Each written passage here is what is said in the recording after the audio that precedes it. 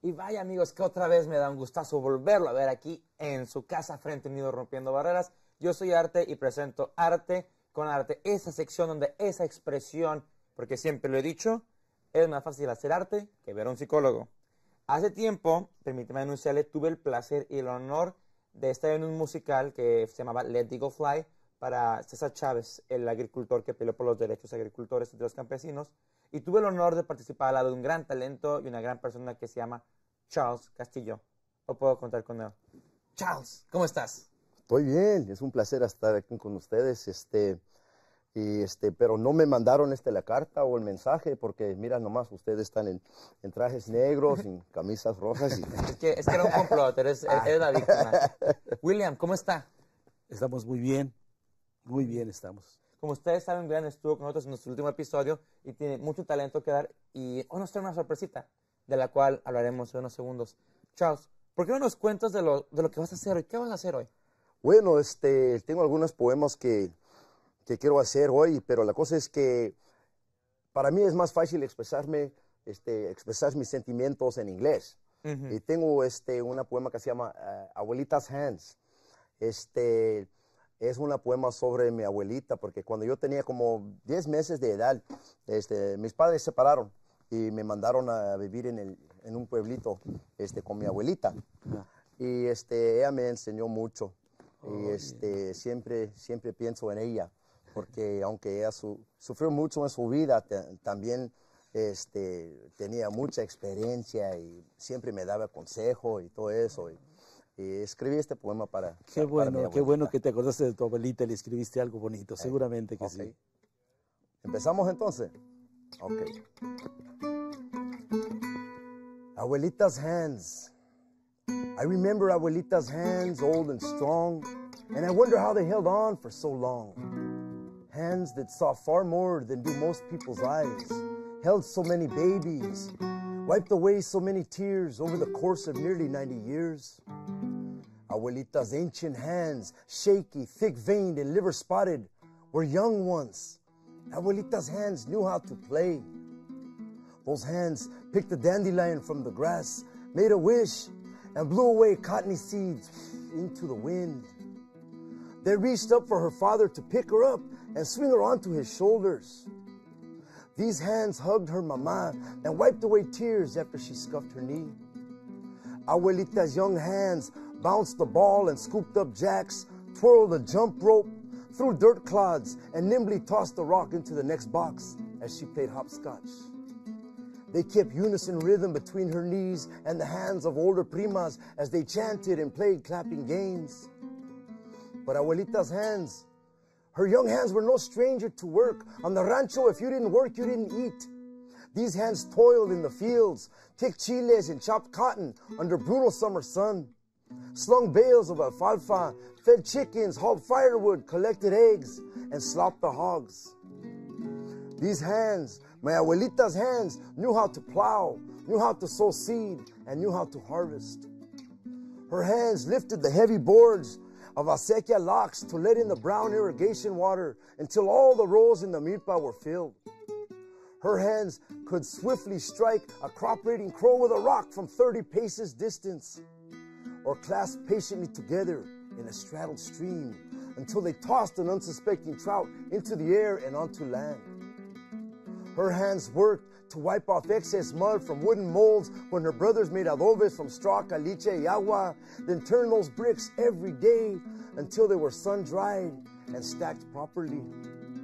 Abuelita's hands could shear a sheep, card, spin, and dye the wool, and deftly work it into a blanket on a loom, just as her own abuelita had shown her. When abuelita was a child, you pulled your own weight without complaining. The family worked together. Elders were listened to. Your behavior, good or bad, reflected on your whole familia.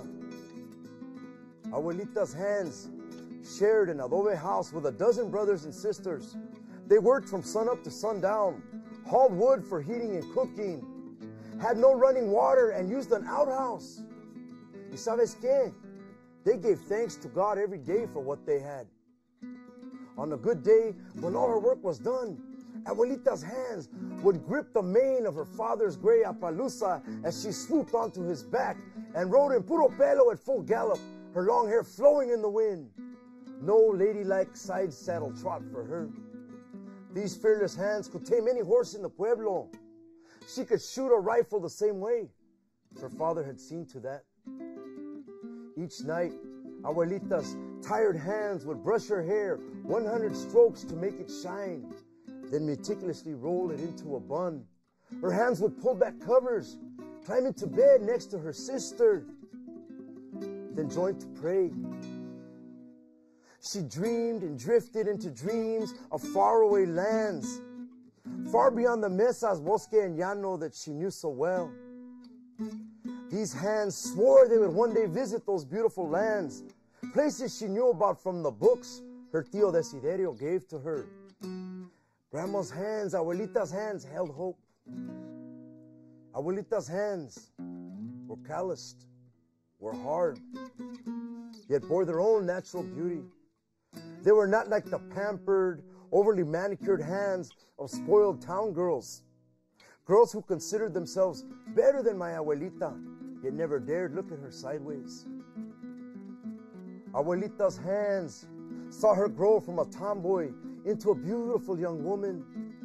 Abuelita's hands learned how to craft stylish dresses from the cloth of discarded flower-patterned sacos de harina, made hair curlers from tin cans, and forced her feet into ill-fitting hand-me-down shoes for a school dance.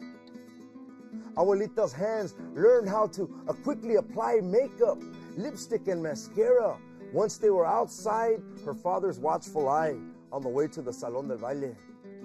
Abuelita's hands clapped and danced to jitterbugs, rancheras, cumbias, y polkas.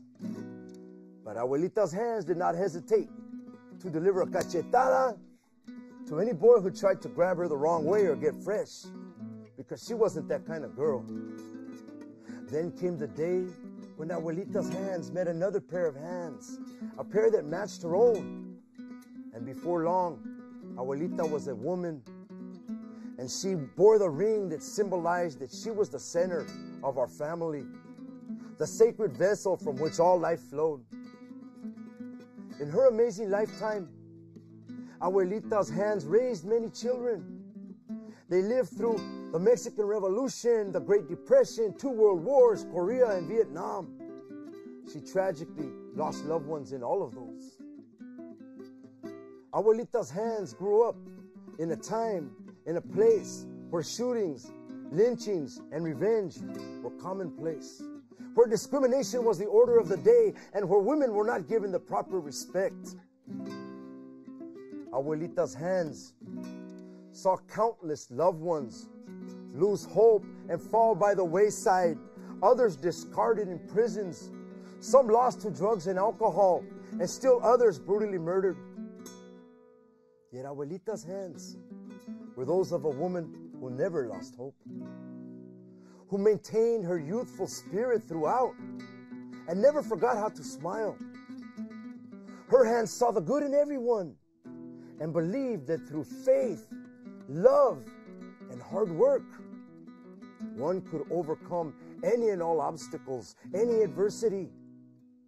More than a few lost souls found happiness and found their place in this world because they were guided along by my Abuelita's hands. I met Abuelita's hands when I was a baby. She held me the day I was born. And again later, when I was sent to live with her, she opened her door to me. Abuelita, I give thanks to you. I think of you every day. All that is good in me came from your hands and the lessons they taught me.